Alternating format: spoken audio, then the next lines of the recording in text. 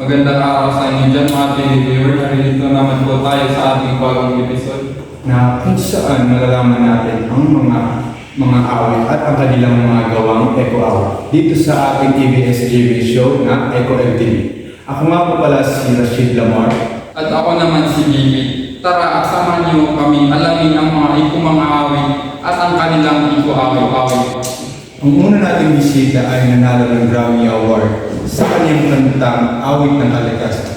Kaya ipakilala natin ang una nating bisita na si Danny Sheila Lara. Hey!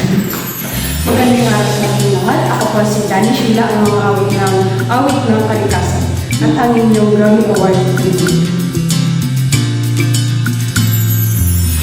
Pakinggan mo ang awitin ng hangin.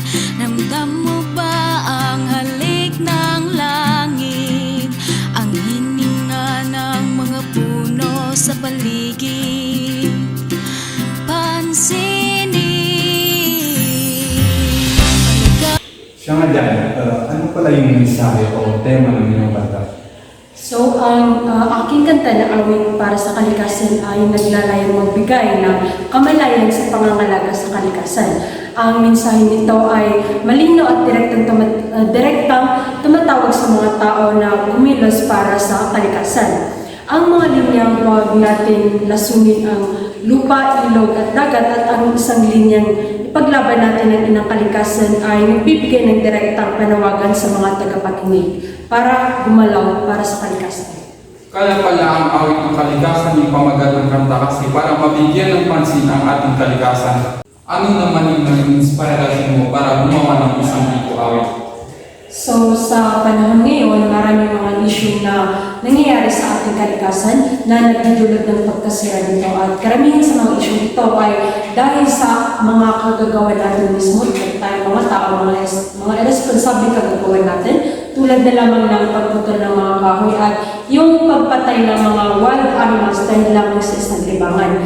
Kaya ang awit na ito ay sana maging panawagan sa ating mga tagapakinig na protektahan at pangalagaan ng ating kalikasan imbes na ito ay sirain. So, nakakamahal naman yung inspirasyon. At sa mga tagapinig at mga nanonood, ay sana may matutunan kayo para sa programa ito. So, salamat Danny Sheila sa iyong pagpunta dito sa aming show. At sana patuloy pa rin ang iyong palera sa pagkano at pala. Susunod naman na makakasama natin ay nanalo din ng Grammy Award sa kategorya ng Melodic Song of the Year.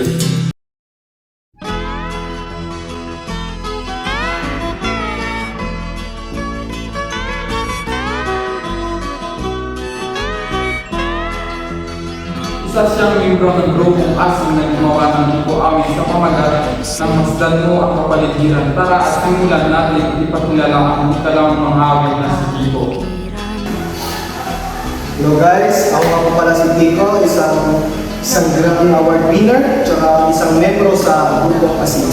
So, Kiko, sa iyong pamilya, ano yung naging inspirasyon mo para gawin ito? Nakasad naman doon sa aming committee ng mga economic issue tulad ng deforestation and pollution. Lahat ng nangyari sa pagbabating na para sa industrial para sa industrialisasyon at pag-innovation natin. Kaya nilala lang namin sa amin namin ang pagbigay namin ng pasin para sa kalikasan. Tama naman kasi sa patuloy na pamumuhay natin dito sa mundo hindi natin ay namamalayan at yung mga kaalihinan na naman ating gawain tulad ng mga industrialisasyon at urbanisasyon. Sa inyong awit, makapagbigay ba ito ng solution para sa ating kalikasan?